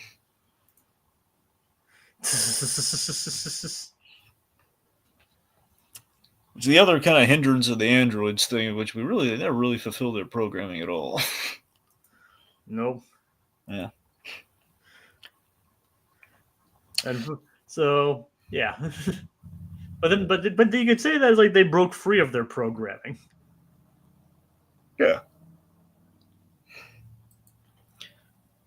So let's see. So I love this too. So basically, they systematically they beat all the Z fighters. 18. She really emasculates Vegeta. Like Vegeta is just he is trounced by Android 18. I love that during the big Android 18 fight, Vegeta's like indiscriminately like killing bystanders. By the way, if you really looked her in that fight, he doesn't care. Yep. Like the truck driver, doesn't care. He zaps him, doesn't it blows up the whole truck. And basically, this entire time, it just shows just how powerful these androids are. Like 18 is just basically effortlessly demolishing Vegeta. Yeah, yeah, and again because they never, and again the advantage they have, they are so powerful because they never lose energy, which is the one genuine they all have to they're all going to get tired. They're all at least human to some extent. Even the mighty Saiyan. Eventually the Saiyan will get tired and need to eat. Yep. So yeah, so 18 just kind of is emasculating Vegeta after he's had his big his big breakthrough and killing 19 and everything. He's been riding a high, and then 18 just brings it all crumbling down where he's outfoxed at every turn, and she breaks his arm with that. This is one of the epic Toriyama panels that we translated flawlessly, where she kicks him in the arm so hard it breaks, and he's in a Super Saiyan form. It's like, oh my god, they are so doomed. And I mean, geez, she just like effortlessly just like avoids him, kicks him in the shoulder, and if I remember correctly, doesn't that also knock him out of Super Saiyan form? I think so, yeah. Yeah, that's nuts. So that's the thing. So after that, they take out all the other Z fighters. But importantly, again, that distinction to make though is again, they the future Trunks timeline.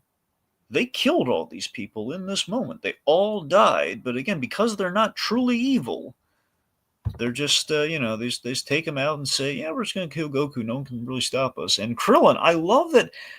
You can always kind of admonish Krillin for like, why didn't you fight? But then the reality is like Krillin sees an opportunity here, and he knows, like, okay, look, I have no hope of beating these guys.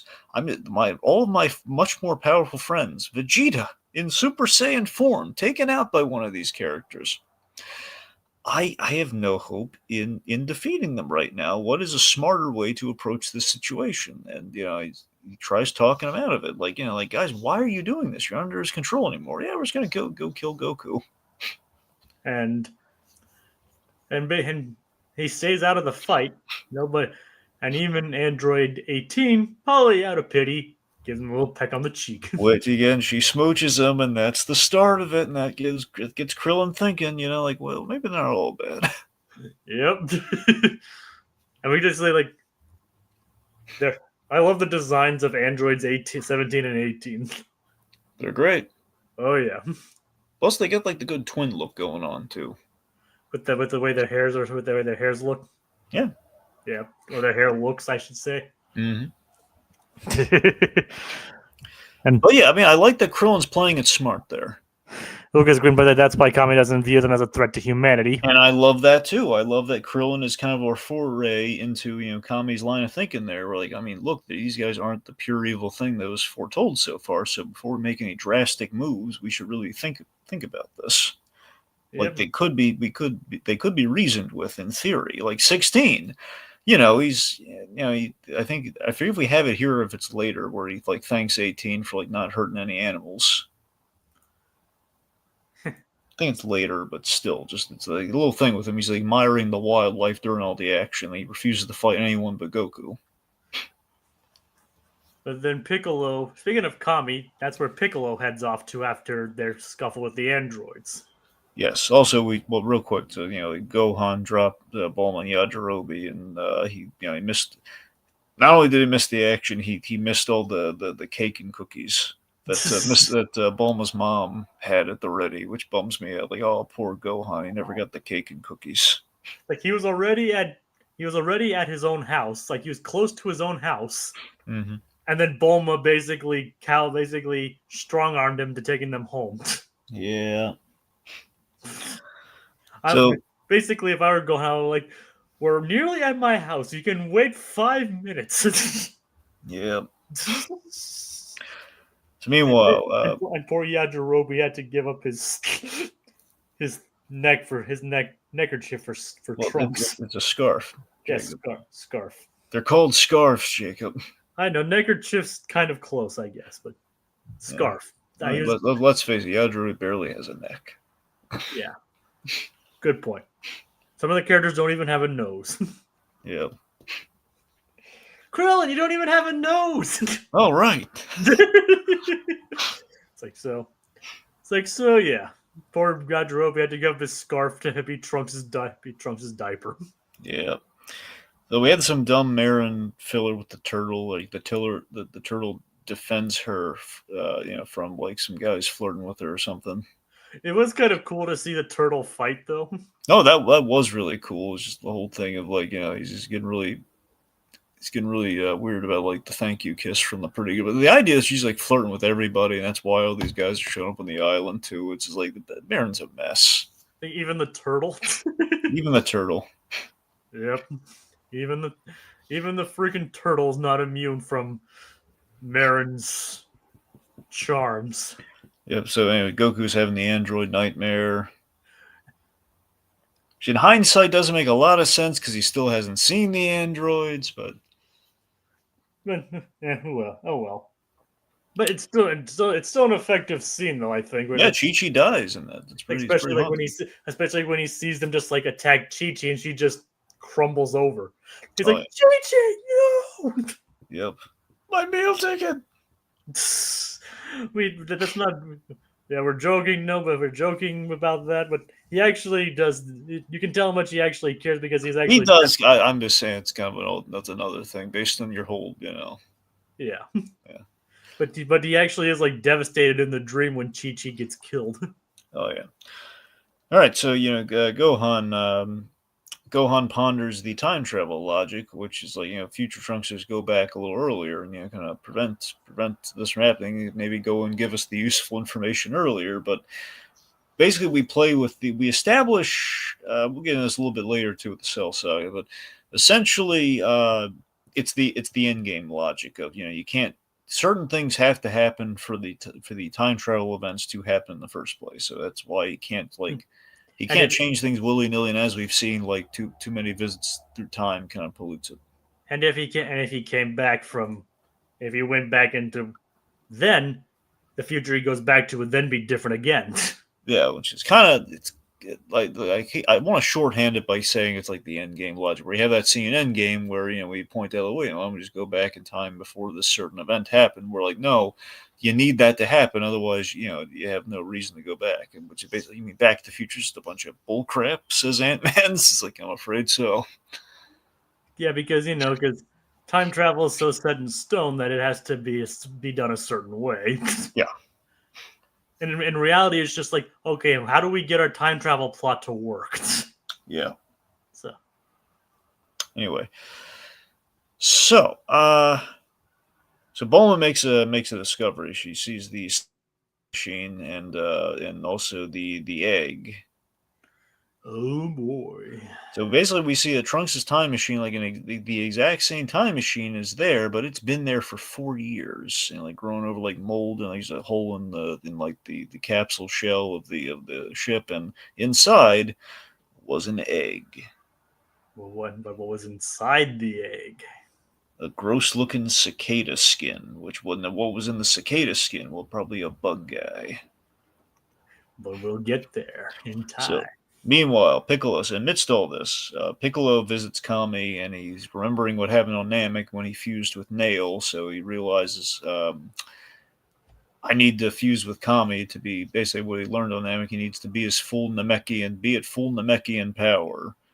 to He's going to become have to fuse with Kami. to become a super Namek. Yes, become a super Namek. But Kami refuses. This is a big thing where Kami, you gotta remember, it's the same, mind you, it's the same. We saw, no, sorry, you go by the manga again, obviously there's no Garlic Jr. Saga in the manga, but we foreshadowed this big moment there. We kind of set it up. We primed it there where like Kami offered Piccolo the role of guardian for the planet, which Piccolo in his kind of his rebellious teen phase still he just kind of said no to. And this is where he realizes like, look, I don't want the job, but we need to be at full power to stop what's coming, stop these androids. And Kami's making the very valid point that, I mean, look, these androids, they're not pure evil. I don't think their intent is like to wipe out all life on the planet or anything. Which we even see, like the androids are causing a little bit of trouble during 18 shopping trip, but in Future of Trunks, look at the difference. Future of Trunks, sorry, History of Trunks. The History of Trunks, 17 indiscriminately destroys the shop in which 18 just like lifted all the clothes from, and says, "Hey, I said we weren't going to do that." So they're at odds about murder, but they are still casually murdering everybody. And speaking of which, it is kind of funny. Like, this is your best outfit, and she's like just like cowboy leather things like that. Mm-hmm. She even like mocks the accent. Yep. I gotta say, she pulls off really any look she's in, really. Oh, of course. I don't know. I think it's like the boots too. I don't know. I just think it works for her. Yeah, the boot, it helps with it does help. Yeah, the boots and the shoulder patty kind of look. Just really helped. Giving her like the V shape, I guess. I don't know.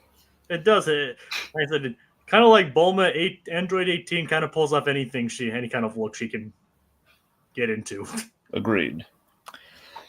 So, anyways, the point being, Piccolo and Kami are kind of debating this because this is a big move, and I mean, Kami wanted it more just for the guardianship of it all, and Piccolo's making the point. I mean, look, if you, as we saw in the Garlic Junior saga, Piccolo was really at risk if Kami does just keel over one day. So, if they are one person, it does behoove Piccolo gets all the benefits from this. Pretty much, yeah. Which again, Piccolo and Kami historically have been at odds forever, and especially the last time they really were talking with each other was like the world, the 23rd World Martial Arts Tournament. And then they kind of had like their moment of like, like a little check in the Garlic Junior saga. And this is like really like the first big, they a lot has happened to Piccolo, and Kami's like commended Piccolo on his growth from a distance. And this is like, okay, do I overcome my biggest failure and just kind of like, in this redemptive moment with my unruly self? Yeah, at this point, Piccolo has basically gone from being like the spawn of Demon King Piccolo to almost being one of the protectors of the Earth. And again, you can look at it. I know technically Kami's probably more uncle than father, but in essence, he is the other side of his father, so it is very much a father-son moment between the two of them, with the whole theme of fathers and sons through this arc and the next arc of Dragon Ball. It is kind of a parallel. Yeah. Anyway, so he's thinking on it. Of course, while he's doing that, the reports are coming in from Ginger Town. Like 15,000 people are just kind of like they've been killed off, and just like they've gone missing, and just their clothes have been found, and seemingly it's just the body count keeps rising, including the newsman reporting on the incident. But what is happening in Ginger Town? It's near where they found that odd bug skin. Yeah. What could it possibly be? And this was always a great moment. This is kind of like the appropriate kind of end point that we have for this, where basically Kami is now suddenly, instead of being contemplative, he's like, oh my god, he's put it together. He's seen like, okay, here's the evil. This is bad. We got to fuse right now, Piccolo. Yep. And throughout this entire time, Mr. Popo's like, Kami! Yes, again, Kami's been his friend forever. It's gonna be, he's saddened to see him go, or at least kind of like go away. Yep. Goodbye, Kami. Yeah, so another Chris Sabat character technically, Uh huh. as is technically Kami as well. Oh yeah. He's all Like, it's really fun. It's a scene with like three Chris Sabatts if you really think about it. technically. I mean, well, technically, and in a way, two of them make sense that they're technically the same character, but Yeah. eh, splitting hairs. Anyway, so now we have kind of like the super Namek version of Piccolo. The super Namek. Yep, and Popo knows like it's a permanent fusion, and he's right. Yeah, it is kind of a permanent. And he's like, I am no longer Kami or Piccolo. I am the Namek who has long since forgot his name. Really epic line. Even though he still later goes back to being called Piccolo. Yeah. So probably because that's what he's been known as for so long.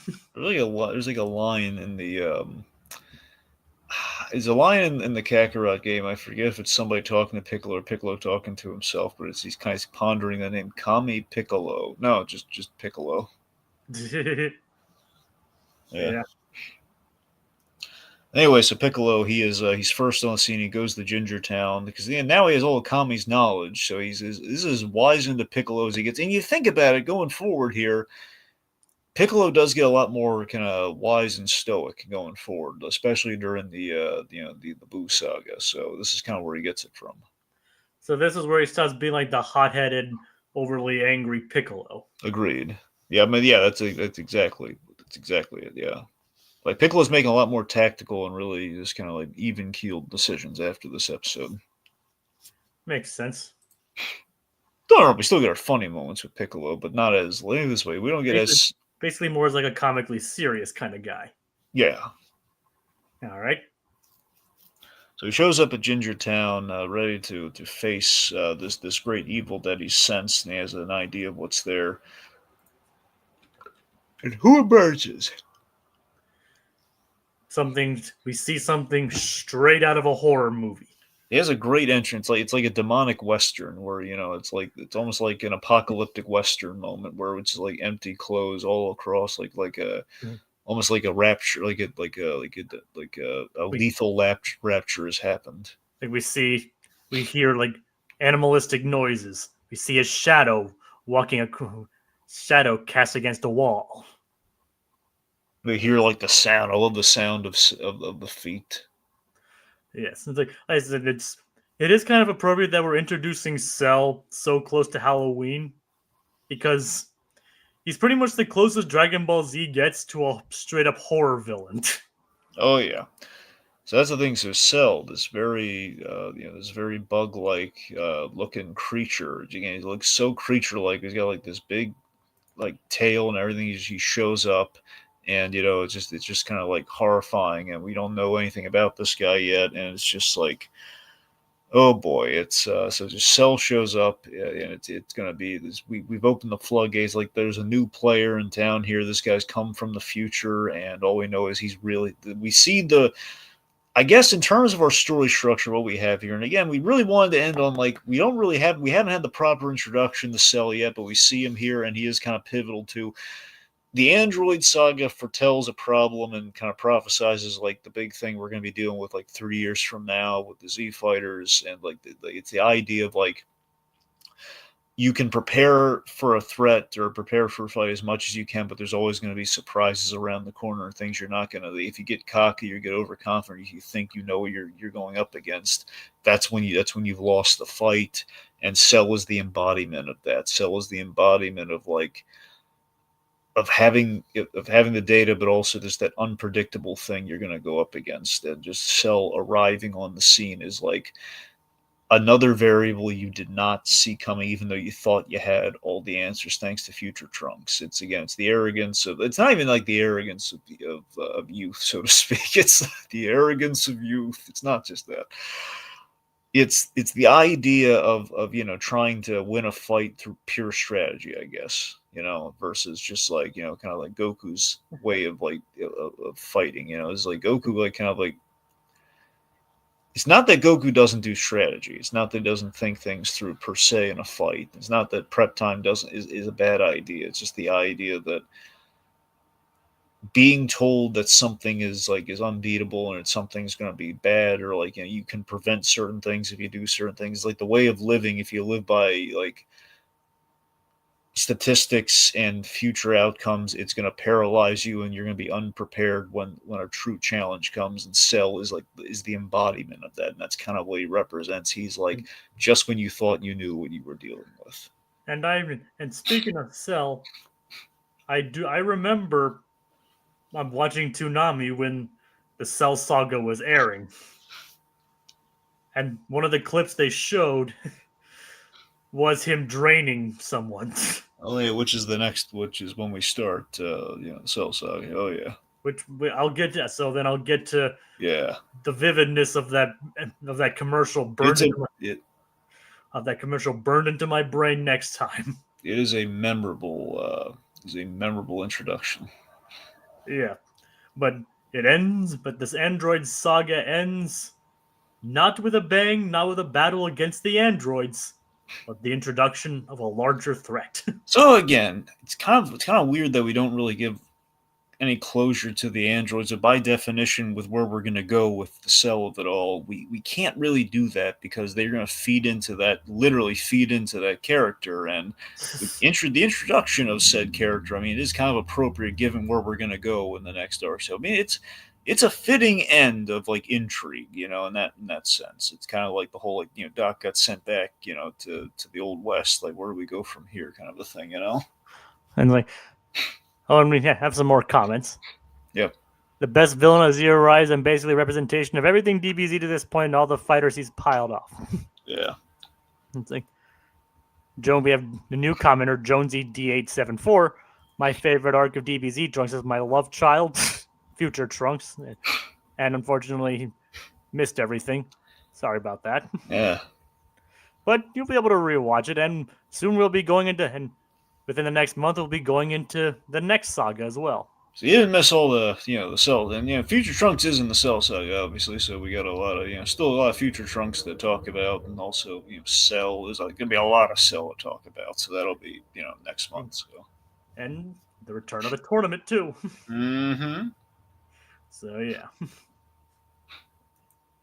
So any closing thoughts, Dragon? I mean, again, I have such nostalgia for the Android Saga, which is like how it starts and the filler, and again, I mean, I think looking back on it, there's a lot of like really good story stuff to mine from what we're saying about Dragon Ball Z in terms of like the world building and kind of like the building characterization of like Vegeta, and what we're saying about Vegeta via Trunks, which I think we're gonna dig into a little bit more next time. But I get started here. This is the Android Saga is like that bridge between how do we step things up from Frieza, and how do we really step it up with Cell and the androids? Like, he's the beginning of that. It's just this innocuous. Again, it's an arc that's all about kind of all about subversions and twists, and just kind of really keeping your attention, really keeping you sucked in, where you're like the Z Fighters. Like, all these curveballs are being thrown at you, and you're responding to them, and it's very engrossing in that respect. And there's a lot of, but I think it does get lost in the shuffle. It kind of gets lost in the shuffle a lot because everyone's always going to the Cell part of the story. But again, it's a great I think it's a great prelude to the Cell stuff. I really do. I think the Android Saga is pretty solid. I like I enjoy machinery, I enjoy robot stuff, and I think as a kid they're always going to hit home with me, along with just like the mundanity that we see. We have the driving episode in the driving episode filler in this, which still I think is something. It doesn't even feel like filler because it feels like such a fun time. It's again, I just got a lot of supplemental love with this. I think I'm always going to have that with the Android side. It was like the first proper home video Dragon Ball Z experience. So yeah, what's not to love? So there's surprisingly a lot of delicate and intricate character work in this, like almost subtle and unnoticeable in some characters. Yeah. And of course, like I said, we got an epic introduction with Trunks, the future Trunks. Not to be beat, truly. Just one of the. I guess this to recap it for the guy who showed up late. This again. Trunks' introduction, like one of the best introductions in Dragon Ball Z, no joke. It's just like he just takes Argu- out like Arguably one of the coolest and probably shown in history. yeah, he just shows up, takes out Frieza, who took like 19 episodes and God knows how many chapters just the beat, and we did in like 3 minutes. Yep, and his father too. Yep, and his daddy. Yeah, daddy. So, so yeah, Trunks definitely memorable. Eric, and in the English version, Eric Vale did a great job voicing future Trunks.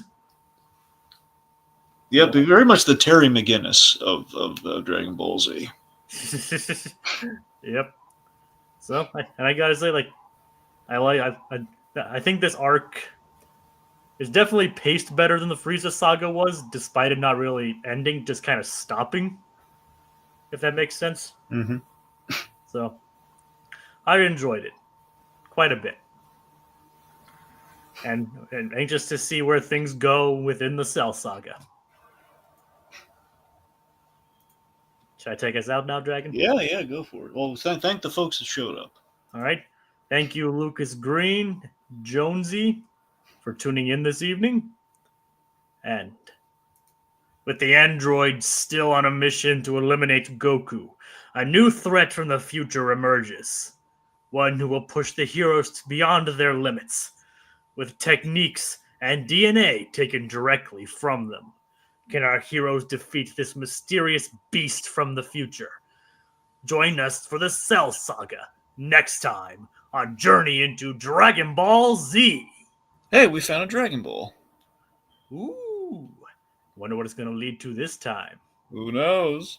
That's number 4. We only 3 more left. Yeah. Ooh. All right, folks. Good night. See you next time.